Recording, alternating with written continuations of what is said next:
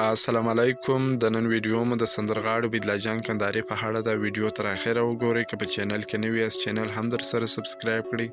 سندرغاړی بدله جان کندهاري د محمد انور زوی دی چې د 1430 لمریز کال د غوایي ثور پر 15مه د کندهار ښار د لومړۍ ناحیې د جادې په سیمه کې دې نړۍ ته سترګې پرانیستې وې.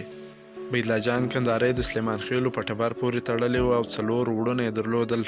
بدله جان کندهاري په 10 کلنۍ کې د یوه بوټ جوړونکي شاګردو په 14 کلنۍ کې له تورجان بنا سره خټې کولې، خو د هغه خوږ غږ د دې لامل شو چې دی په ډیرو غونډو، میلو، ښادیو او کلیوالي بانډارونو کې برخه واخلي. په 14 کلنۍ او 10 کلنۍ کې له عبدالکریم رسوا تسبیح جوړونکي سره شاګرد شو. نیمه ورځ به یې ښوونځي ته تللی او نوره نیمه ورځ به یې کار کوي. هلته به یې هم زمزمې کولې. ټول سوچ به یې په سندرو کې و.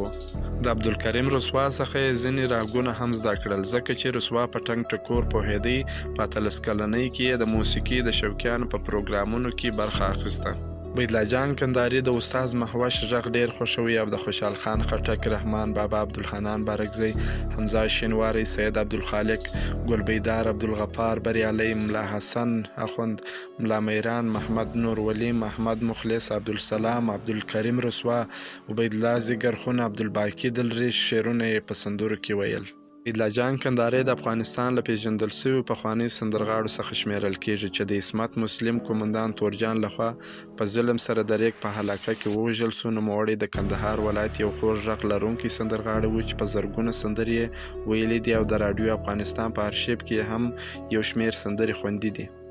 بدله جان کندهاري د افغانستان ترڅنګ د کوزې پښتونخوا په کوټه کې هم ډیر مینوال درلودل.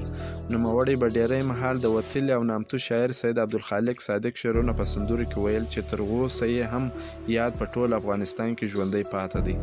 بدله جان کندهاري د 1459 لمریز کال د کپر 6مه نیټه د عصمت مسلم کسانو لخوا چې مشر یې تورجان نومیده د کندهار او د چمن ترمنځ د تختپل ولسوالۍ د نایب ولي په سیمه کې په داسې ظالمانه توګه په شهادت ورسوي چې لومړی یې تر سهاره ورباندې سندرې وویلې او بیا یې په شهادت ورسوي. هغه مهال د تختپل ولسوالۍ د نایب ولي په سیمه کې د عصمت مسلم پوستې پرتې وې. شهید بدله جان کندهاري مړی پس له 13 کلنۍ مودې وروسته وموندل شو او د کندهار د دامان ولسوالۍ د شوراندام کوتل د غره په کلي کې خاورو ته وسپارل شو. دا و زموږ د نن ورځې معلومات. که مو معلومات خوښ شوي ویډیو در سره لایک کړئ. که په چینل کې نوي یاست چینل هم ضرور در سره سبسکرایب کړئ. تر بیا د الله په امان.